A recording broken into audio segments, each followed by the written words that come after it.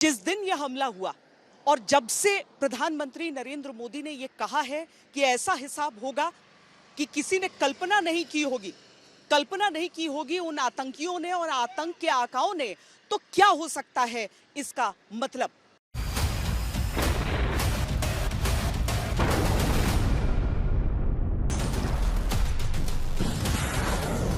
पाकिस्तान ने भारत को परमाणु हमले की धमकी दे तो दी है, लेकिन वो ये भूल रहा है कि भारत खुद एक परमाणु संपन्न देश है।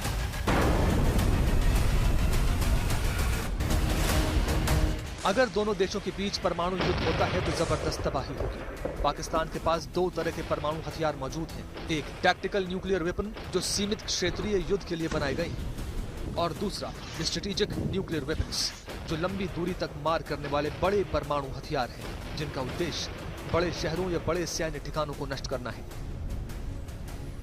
पाकिस्तान की नीति, जिसे फुल स्पेक्ट्रम डेटरेंस कहा जाता है, दोनों किस्म के हथियारों को कवर करती है। लेकिन अगर पाकिस्तान ने वाकई भारत पर पहला परमाणु हमला कर दिया तो भारत की प्रतिक्रिया कैसी होगी। भारत की परमाणु नीति में नो फर्स्ट यूज यानी पहले परमाणु हमला नहीं करने का सिद्धांत है। लेकिन एक बार भारत पर हमला हो जाए तो भारतीय नीति है व्यापक और विनाशकारी जवाब देने की। भारत जवाबी हमले में पाकिस्तान के सैन्य और राजनीतिक केंद्रों को पूरी तरह नष्ट कर सकता है। इस्लामाबाद, कराची, लाहौर, रावलपिंडी जैसे शहरों को भी निशाना बनाया जा सकता है।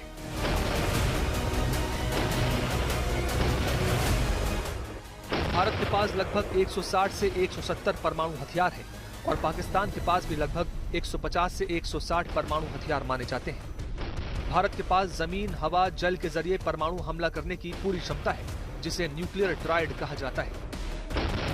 पाकिस्तान मुख्य रूप से जमीन और वायु आधारित परमाणु क्षमता तक सीमित है। भारत के पास मजबूत सेकंड स्ट्राइक क्षमता भी है, यानी अगर भारत पर हमला हुआ तो वो पूरी ताकत से जवाब दे सकता है। पाकिस्तान की इस क्षेत्र में क्षमता काफी सीमित है। अब सवाल आता है कि अगर परमाणु युद्ध हुआ तो उसका परिणाम क्या होगा। अंतर्राष्ट्रीय रणनीतिकारों के अनुसार भारत इस हमले से घायल देश बनकर बाहर आ जाएगा, लेकिन पाकिस्तान पूरी तरह अस्तित्व विहीन हो सकता है, यानी परमाणु संतुलन भारत के पक्ष में है।